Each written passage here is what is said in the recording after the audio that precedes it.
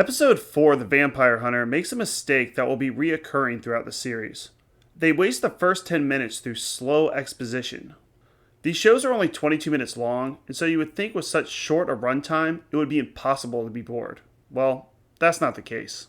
Luckily, the episode redeems itself somewhat in the second half. The episode starts with an old man is thinking about giving up his occupation of vampire hunting. It's hard to keep up with all these new vampires playing on their TikToks and Game Boys. But a little temptress comes asking for some help. Will the old man be brought back for one last vampire hunt? No, he won't. The old man named Ernest declines to help because he has a vacation. I'm serious. That's what he says. Where do you think vampire hunters go on vacation?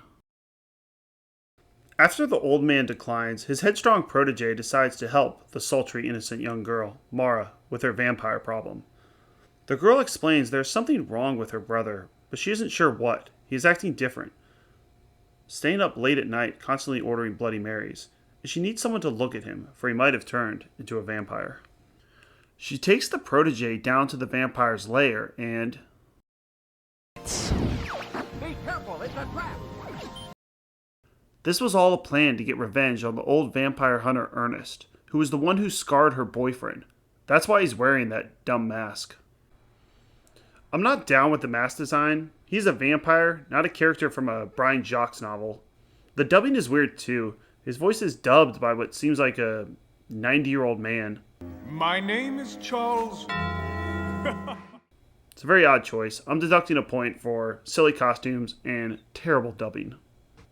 We learn in the later half that this was actually just an elaborate game to get the old man to come to the vampire's lair, as he was the one that scarred the vampire many moons ago. A battle ensues.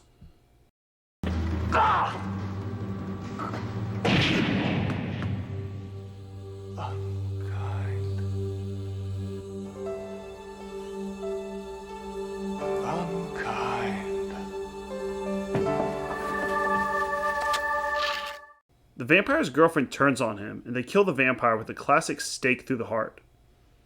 This one is actually better on the second viewing because the first time I saw it, I just laughed at the dumb mask and terrible dubbing voice that takes away from this episode. It's between a 4 and a 5, but considering what other episodes are going to get a 5, this one's going to sit at a 4. If you can't make the main vampire menacing, you're going to lose the audience. At least it could be in the next sequel to Cats. There is a fight scene at the end that's longer than most and does have some blood. Yay. 4 out of 10.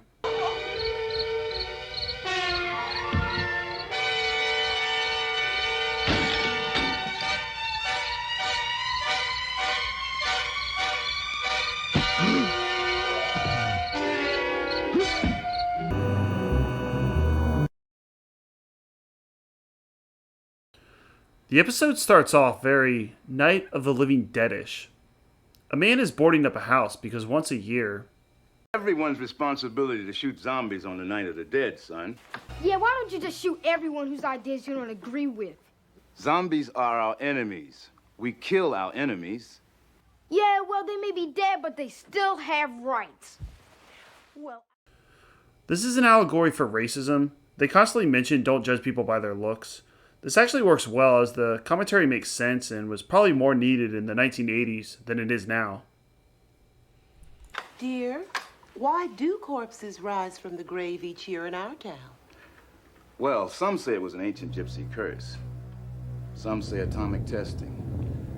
Some say shoddy embalming techniques. But the corpses come up, and they eat people. So the main character, Dottie, decided to stay home while our family goes out shooting zombies. The character Dottie is played by Tempest Bledsoe, who is best known for playing Vanessa Huxtable from 1984 to 1992 in The Cosby Show. She then gets a knock on the door, and a zombie sweet talks his way in, and we learn they used to be classmates, and the zombie just has a simple crush on her. We get another allegory, but this one is for teenage hormones. Stupid. What was I thinking? We could never have a relationship. To you, I'd always be part girlfriend, part dinner. I know you zombies. You only have one thing on your minds. That's not true.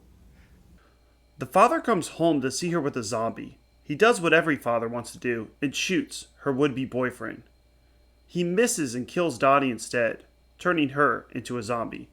The ending has a lot of unexpected turns. With Dottie now a zombie, she craves fresh meat, but where will they ever find some annoying, terrible actor? That you mention it. I think there is some fresh meat in the house. No, there isn't. It's all gone. And the zombies will stop unless we kill the neighbors. Because that's what zombies need, the human flesh. My Zombie Lover manages to weave political commentary and horror comedy into one. It works well, as you can kind of see both sides, the people who want to shoot zombies and the ones that don't. It's also one of the few episodes with a very Tales from the Crypt ending, being mean-spirited but unexpected. There are no good guys in this one. The only demerit would be the makeup.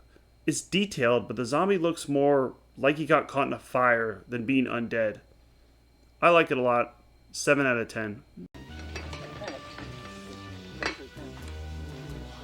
Oh, wow! Candy critters! Oh! Oh, great! It's Monsters, our favorite show. It's starting.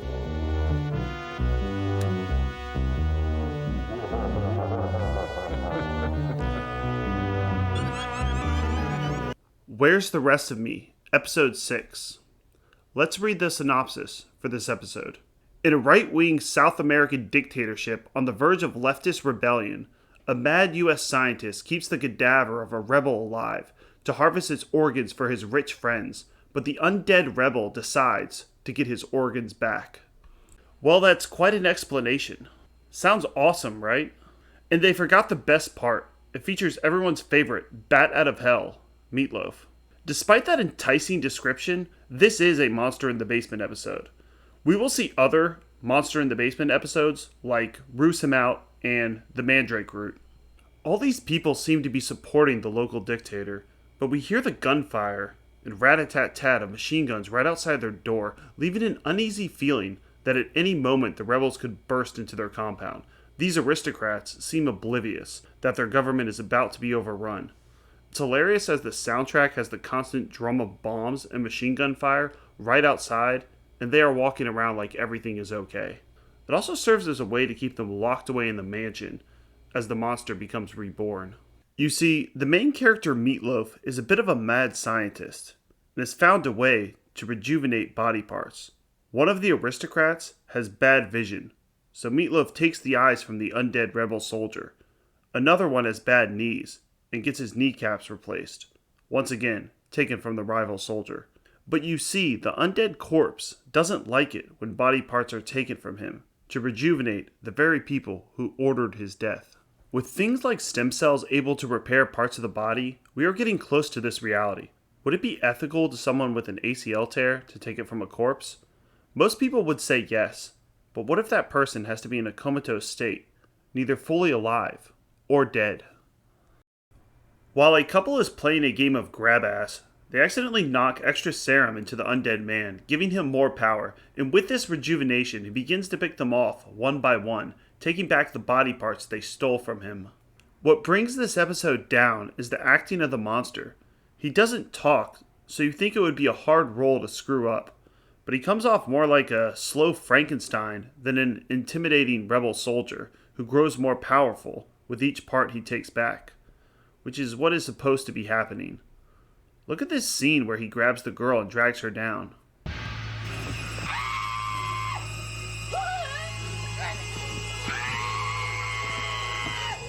Yeah, he actually straightens his tie halfway through. Not something a rage-filled monster would actually do. This shows that it actually takes quite a bit of skill to play monsters in costumes, even though as a viewer, you rarely think of this. We then learn Meatloaf's true identity.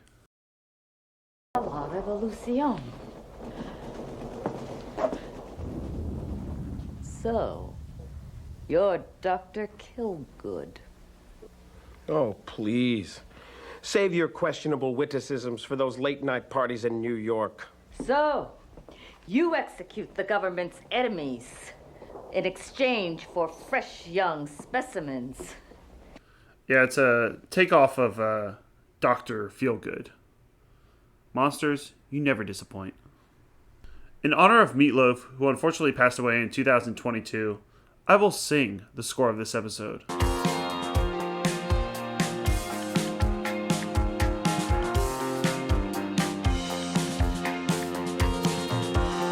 'Cause I would do anything for love. This episode gets a 6. Rest in peace, Meatloaf. 2 weeks, we'll do 3 more episodes. Bye. I love you.